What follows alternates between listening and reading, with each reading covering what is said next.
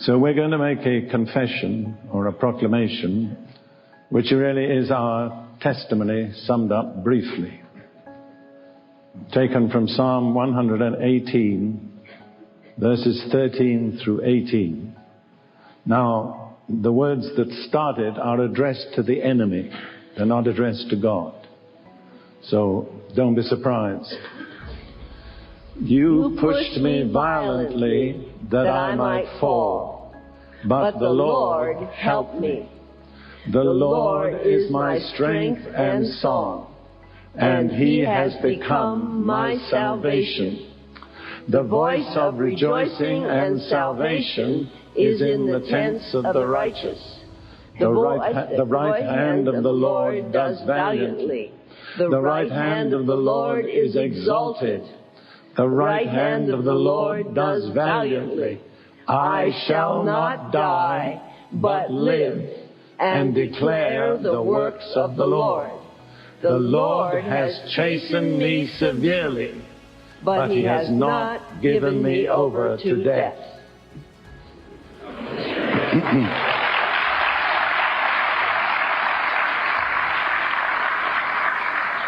How many of you anticipate the Lord's chastening?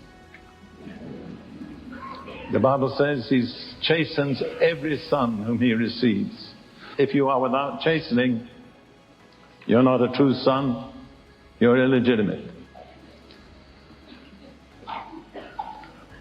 As I've said, we've been through some real hard struggles. We're not the only ones. We know that many of you here have been through them too. We were in New Zealand about 3 years ago for some meetings, and we were meeting with our international directors. And Ruth and I were located in a motel, and she was having the most intense intestinal pain. And I was there kind of not knowing what to do. And she began talking to the Lord. And she said, Lord, I commit the family to you.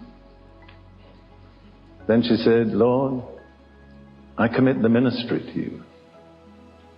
Then she said, Lord, I commit Derek to you. And I thought to myself, I better do something quickly. And I phoned some brothers, and they came around immediately and prayed. And Ruth was raised up, but she was really at death's door at that moment. Later on, God directed us to take a sabbatical of 6 months in Hawaii.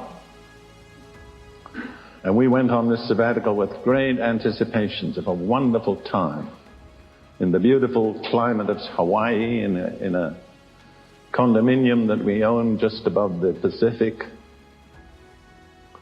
And we envisaged Bible study and prayer and fellowship. It turned out to be some of the hardest months of our lives. In the course of it, I became progressively more and more sick. And the doctors really couldn't discover what was wrong with me. And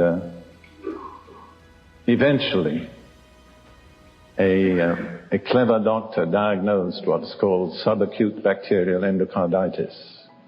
And it ceased to be subacute after a while. And I ended up spending 17 days in the hospital and 6 weeks on intravenous antibiotics. And it may not sound spiritual, but I thank God for antibiotics. You know that?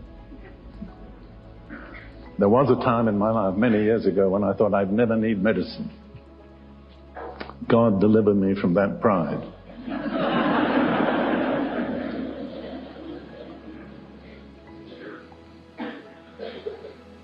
We went there because we felt we'd come to the end of one phase of our ministry, and I'd handed over the administration of the ministry to my son-in-law, and we wanted to know what God had for us next in our lives. And so we thought if we give him 6 months, that will be wonderful. And it seemed a very long time to us to take 6 months away from ministry. Well, at the end of 6 months, we had heard nothing from God about our future. He had spent all that time dealing with problems in us that prevented us from being ready to hear and respond to what he had to say next. I don't intend to go into detail, but if a preacher speaks about problems, people always conclude it's one or other of three things. It's either immorality or alcohol or misappropriation of funds. That was not it. But there are plenty of other ways that Christians can block God's purpose for their lives. And I have a deep concern for all of you here tonight. I watched you enjoying the pageant and rejoicing in the beautiful music. But to tell you the truth, I'm confident that many of you are not where you ought to be with God right now. Statistically, I think that's absolutely sure. And so, my desire is to help you. Not to accuse you, not to condemn you, but to help you. After we'd come through this period, a dear brother in the Lord said this to me. He said, your decision to take a sabbatical saved your life.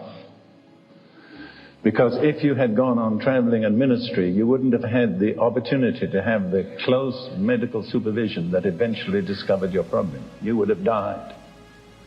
And I want to say to some of you, it could well be that if you go on being as busy as you are, with as little time for waiting on God as you have, you will die when you don't need to.